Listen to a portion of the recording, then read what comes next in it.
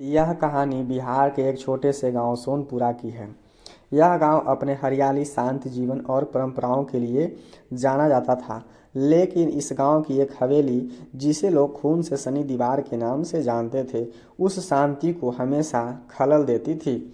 हवेली के बारे में लोग कहते थे कि सालों पहले यहाँ एक अमीर जमींदार रहता था। उसकी इकलौती बेटी सुहानी बेहद खूबसूरत और मासूम थी। लेकिन जमींदार का एक नौकर, जिसका नाम रघु था, उस पर बुरी नज़र रखता था। जब सुहानी ने उसकी नज़रों का विरोध किया तो एक रात उसने हवेली के अंदर ही उसकी हत्या कर दी। कहते हैं सुहानी की चीख हवेली की दीवारों में समा गई और उसकी आत्मा आज भी इंसाफ के लिए भटक रही है। हवेली की दीवार पर खून के निशान उसी रात से दिखने लगे। लोग बताते थे कि जो भी उस दीवार को छूने की कोशिश करता, उसकी जिंदगी तबाह हो जाती। राहुल, अजय और सुमित तीन पक्के दोस्त थे। वे गांव के सबसे निडर और थोड़े जिद्दी माने जाते थे। जब उन्होंने हवेली की कहानियां सुनी तो उन्होंने इसे महज अफवाह मान लिया।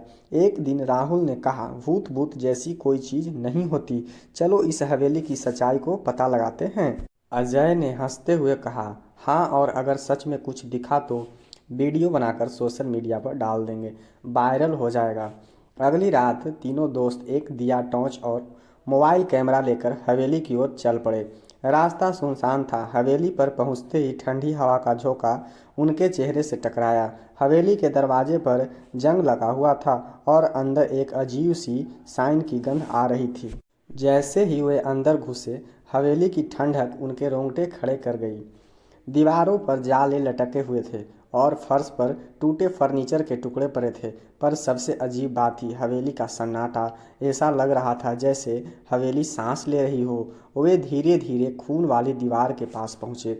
दीवार पर लाल निशान ऐसे चमक रहे थे जैसे अभी अभी किसी ने खून लगाया हो। सुमित ने कहा, ये तो पेंट भी हो सकता है, मैं इसे छूता हूँ। जैसे ही उसने दीवार को छुआ, उसकी उंगलियां पर खून लग गया। वह घबरा गया और चिल्लाया, ये तो सच में खून है। अचानक हवेली में अजीब आवाज़ें गूंजने लगी। लगता था जैसे कोई औरत जोर जोर से रो रही थी।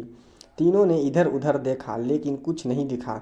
तभी खून वाली दीवार से टप टप टप खून गिरने लगी। राहुल ने अपने मोबाइल का कैमरा चालू किया और दीवार पर रिकॉर्डिंग शुरू की। तभी कैमरे में एक परछाई दिखी। वह परछाई धीरे धीरे आकार ले रही थी। अब वह किसी लड़की की शक्ल में बदल चुका था। उसके लंबे बिखरे बाल और उसकी आंखें जलती हुई लाल थी।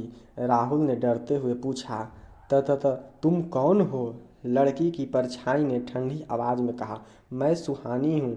मैंने यहाँ अपने पिता के घर में मौत का सामना किया और तुमने मेरी शांति भंग की है। अब तुम भी नहीं बचोगे। अचानक हवेली की सारी खिड़कियाँ और दरवाजे जोर जोर से हिलने लगे। दीवार से खून बहकर फर्श पर फैल गया। तीनों दोस्त फिसलने लगे। अजय ने चिल्लाते हुए कहा, हमें यहाँ से निकलना होगा। लेकिन दरवाजे अपने आप बंद हो गया। दीवारों से सुहानी की चीख गूंजने लगी। राहुल ने कहा, हमसे क्या गलती हुई है, हमें माफ़ कर दो। लड़की की परछाई ने चीखकर कहा, मुझे इंसाफ चाहिए। जब तक मेरा हत्यारा सज़ा नहीं पाता, मैं चैन से नहीं रहूँगी। और जो भी इस हवेली में आएगा वो वे मेरी तकलीफ़ महसूस करेगा।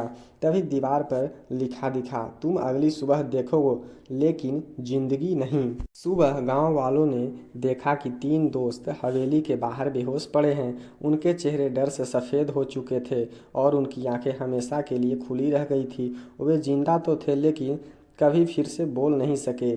हवेली पर अब भी खून के निशान हैं और उस दीवार पर अक्स लिखा मिलता है,